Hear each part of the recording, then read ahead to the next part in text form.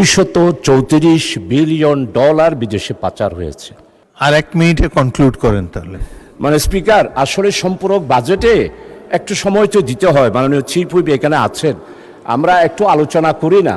মানে স্পিকার, আমাদের মাননীয় অর্থমন্ত্রী বাজেট পেশ করেছেন, আমি ওনাকে আন্তরিকভাবে দোয়া করি, যেহেতু দীর্ঘদিন পর 18 বছরের নির্যাতন নিপীড়নের পর একটি বাজেট উনি দেশের জন্য দিয়েছেন। এখন উনি সম্পূরক বাজেটে যা চেয়েছেন তার জন্য আমি প্রথম যে আলোচনাটা সেটা হলো যে বিদেশে যে পাচারকৃত টাকাটা, যেমন আমাদের তৎকালীন প্রধানমন্ত্রী এবং ওনার পরিবার এবং ওনাদের রাজনৈতিক নেতৃবৃন্দ সবাই মিলে যেটা দেখতে পাচ্ছি সেটা হচ্ছে যে $234 বিলিয়ন বিদেশে পাচার হয়েছে।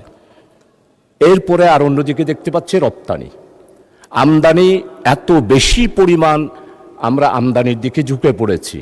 আর অথচ রপ্তানির ক্ষেত্রে আমাদের সম্মানিত অর্থমন্ত্রী, উনি একজন বাণিজ্যের ব্যাপারে ওনার 2001 সালে উনি বাণিজ্যমন্ত্রী ছিলেন, তখনও আমরা আলোচনা করেছি এইভাবে যে আমাদের রপ্তানি যেইভাবে করে আমরা রপ্তানি থেকে যেইভাবে করে আমরা রপ্তানি করতে পারছি না, এবং এই ব্যাপারে আয় আমাদের নামতে নামতে নামতে এমন একটা অবস্থায় এসেছে যেটা আমাদের মাননীয় সদস্য রুমিন ফারহানা এখানে পরিসংখ্যান দিয়েছেন। এরপরে হচ্ছে যে বিদেশি ঋণ, IMF ব্যাংক 18 বছরে আমাদের যা ঋণ দিয়েছে শুধু অনলি ফর ইন্টারিয়াম গভর্নমেন্ট একটি কিস্তি শোধ করেছেন, তাও বিদ্যুৎ খাতে।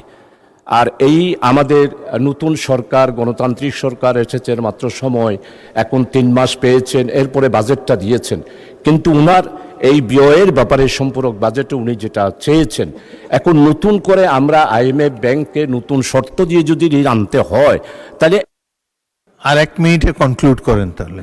মানে স্পিকার, আসলে সম্পূরক বাজেটে একটু সময় তো দিতে হয়। মাননীয় চিফ হুইপ এখানে আছেন, আমরা একটু আলোচনা করি না এই বাজেটের পরে মানুষের কল্যাণের জন্য, জনগণের কল্যাণের জন্য।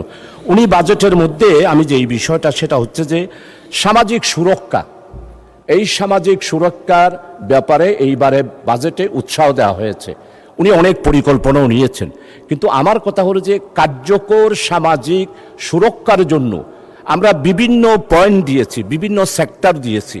আসলে এই সবগুলা সেক্টরের মধ্যে এই টাকাগুলো বাক হয়ে যাওয়ার পর সামাজিক সুরক্ষাটা হয় না মাননীয় স্পিকার।